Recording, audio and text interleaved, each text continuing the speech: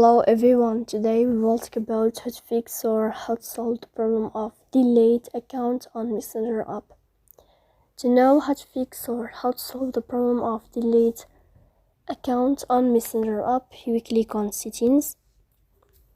In the first page you can click on apps and you can click on Messenger app. Then you can click on first stop and you can click OK. After that you will enter to storage, and here you can click clear cache. In the end you can turn off your phone and you can wait a moment to turn on your phone again. If it's not working with you, you can go to Play Store, you can uninstall your app and you can install it again to fix that problem. So please don't forget to support us by like and subscribe. See you next time in another video, and thank you for your attention and your watching.